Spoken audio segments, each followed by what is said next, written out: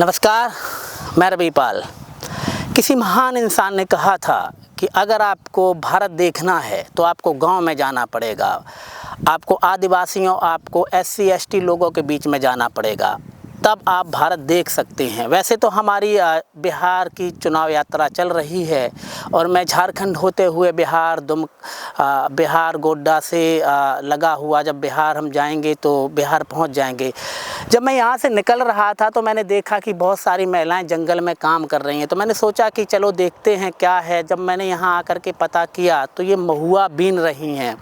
ये वही महुआ है जिससे आप पढ़ते होंगे, सुनते होंगे कि इससे देसी शराब बनाई जाती है। तो हम आपको दिखाएंगे कि किस प्रकार का पेड़ होता है और वो पेड़ से किस प्रकार से गिरते हैं और महिलाएं यहाँ पे किस प्रकार से बीनती हैं। और ये भी अगर महिलाएं अगर इंटरव्यू देना चाहें, बात करना चाहें, तो मैं ये भी बताऊंगा कि कितने बजे वो आती हैं और कितने बजे आने के बाद जाती हैं। होता क्या है कि जब आप इन क्षेत्रों में आएंगे तो आप तो प्योर हिंदी जानते हैं और थोड़ा बहुत इंग्लिश भी जानते हैं, लेकिन ये जो जब ऐसे क्षेत्रों में आएंगे, चाहे आप किसी भी जगह चले जाओ, तो इनकी एक अलग भाषा होती है, चाहे वो पहाड़िया की बोलते हों या फिर संथाल बोलते हों, क्योंकि यहाँ पे प्रॉपर हिंदी लोग जानते नहीं हैं। तो ये जो देख रहे हैं ना, ये आसपास ये देख रहे हैं ना, ये सब महुआ के ही पेड़ हैं।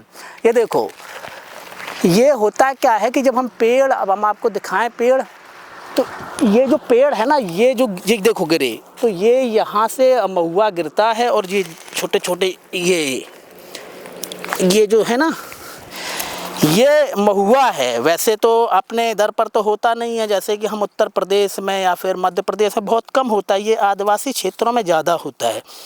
तो इसको खा भी सकते हैं लोग और ये महिलाएं बीन भी रही हैं। तो इसका एक अलग प्रोसेसिंग है कि आप शराब कैसे बनाते हैं। ये लोग तो करते क्या है ना कि इसको ले जाने के बाद ना, इसको महीने 2 महीने रखते हैं और उसके बाद सूख जाता है ये अपने आप। सूखने के बाद ये अपना उसका जो प्रोसेसिंग होता है तो वो करते हैं। तो ये जो महिलाएं हैं देखो, ये सुबह से लगी हैं, इतना इन्होंने बीन भी लिया है। इसको बीनने में तो 3-4 घंटे लगे होंगे। तो ये सारे पेड़ महुआ के ही हैं। अच्छा, नमस्ते, कैसी हैं? तो आप चारों तरफ देखो, यहाँ से यहाँ तक ये सब महुआ के ही पेड़ हैं। और होता क्या है कि यहाँ पे ज़्यादा जब हम ऐसे क्षेत्रों में आते हैं ना, तो यहाँ पे खेती की पैदावार नहीं होती है।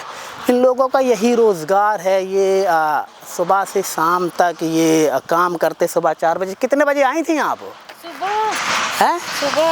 सुबह कितने बजे? 5 बजे। 5 बजे। और अब आप घर जाएंगी? हाँ, चुनेंगे और घर जाएंगे। अच्छा, ये जो है ना, ये आपने अकेले ही चुना है? हाँ। तब तो बड़ा मेहनत होती होगी। और इसमें कितनी, अगर कोई शराब निकालना चाहे, कितनी निकल जाती है? शराब नहीं बनाते हैं। तो क्या बनाती हैं? हम लोग बेच देते हैं। अच्छा, बेच देती हैं। सुखा कैसे जाता है? सुखा कर बेच देते हैं। अच्छा, कैसे जाता है? अभी तो 40 रुपये किलो। तब तो सही है। और मैंने देखा भी है इधर पर, जैसे हम जाएं इधर पहाड़िया समाज में, तो वो तो शराब भी बनाते हैं। तो इसका थोड़ा बताएं हमें कि कैसे बनती है। अगर मान लो मैं ले जाता हूँ यहाँ से 1 किलो उठा करके, तो वो कैसे बनेगी शराब? हम नहीं बनाते हैं तो ना, तो एक हमें जानकारी चाहिए ना आपसे, ताकि मैं समझ सकूं। गुड़ और बखल उठो मिलाकर अच्छा, भिगा देते हैं 1 सप्ताह। हाँ, इसके बाद बनाते हैं लोग। अच्छा, लेकिन नहीं जानते लेकिन हैं। कोई ये भी कहता है कि इसमें नींबू वीबू भी मिलाया जाता है, कुछ ऐसा भी है? तो नहीं मालूम है। नहीं मालूम है हमको। अच्छा, और कितने दिन सुखाया जाता है ये? 3 दिन में। अच्छा, 3 दिन में सूख जाता है। मैं गया था अभी यहाँ पर, क्या नाम है, ये पाकुड़ से लगा है ना, जो ऊपर चढ़ाई पे चले जाते हैं, वो गांव है। हाँ। तो उसमें गया था मैं उस दिन, देखा तो बहुत सारा ये पड़ा हुआ था और महिलाएं बीनती भी हैं ये चीज़ें। हाँ। तो ये साल में 1 ही बार होता है क्या? हाँ, साल में 1 बार। बस मार्च में, इसके अलावा नहीं होगा? हाँ। और ये लगना कब से स्टार्ट होता है? ये अभी मार्च से ही। हाँ, तब तो बड़ा मेहनत है यहाँ पर। लेकिन एक चीज़ तो है कि बहुत से लोग यहाँ पे, अच्छा, अगर हम खाना चाहे तो इसको खा भी लेंगे। हाँ, अच्छा लगता है। सुखा कर, हाँ, और ये कीजिएगा, पीटिएगा, पीट कर सिझाइए। अच्छा, चना और अरहर कुछ मिलाकर हाँ हाँ भिगा हाँ दीजिए हाँ। और खाइए। अच्छा ये बात है। सीजने में 3 दिन समय लगेगा इसका। 3 तो दिन सीजने में तो इससे जाते कैसे हैं? इसको ऐसे ही घर पे गए हमने डाल दिया कहीं पर, या धूप ऊप ना लगे, कुछ ऐसा भी है? सुखा कर पीटते हैं इसको, झीली सब निकल जाएंगे और साफ। इसके बाद धोकर झीली किसको बोलता है? वही तो दिखा के बता दीजिए। झीली इसको बोला जाता है, ये वाला। अच्छा ये वाला ये इसको निकाल देते हैं क्या? ऐसे हो गया, हाँ अंदर में है एक झीली है। अच्छा ये पूरा निकालना पड़ता है। निकाल के फिर हाँ सूख कर हाँ। पीटिएगा ना हाँ। तो सब इससे निकल जाएगा। ओहो ये बात है। तो यहाँ पे तो वैसे तो अपनी खेती वेती तो होती नहीं होगी गेहूँ वगैरह की, तो यही अपना काम है सुबह से शाम तक है। गेहूँ तो नहीं लगाता है इधर, चना अरहर सब। अच्छा ठीक है ठीक है ठीक है, थैंक यू। बता दीजिए ना, ये कोचरा और एक फल देता है, दुनिया का एकमात्र पेड़, ये 2 फल देता है, उसके बारे में थोड़ा बता दीजिए। एक और भी फल देता है क्या ये? कचड़ा। कुचड़ा क्या होता है? कचड़ा ही इसका फल का नाम है कचड़ा। अच्छा इसका कुचड़ा ही नाम है? नहीं इसका महुआ है। और उससे तेल अभी बनता है। नहीं, उठो दुनिया में कोई पेड़ है जो 2 फल देता है, लेकिन ये पेड़ 2 फल देता है। हाँ 2 फल ही देता है। अभी इठो हुआ फूल और कचड़ा बोलता है उठो फल हुआ। अच्छा चलो ठीक है, आप काम करो अपना, है ना। तो ये जो फल यही है महुआ जो आप देखते हैं ना, जैसा कि इन्होंने बताया, दीदी ने बताया कि ये सुबह आते हैं, सुबह शाम तक करके चले जाते हैं और इसी से ही देसी शराब बनती है।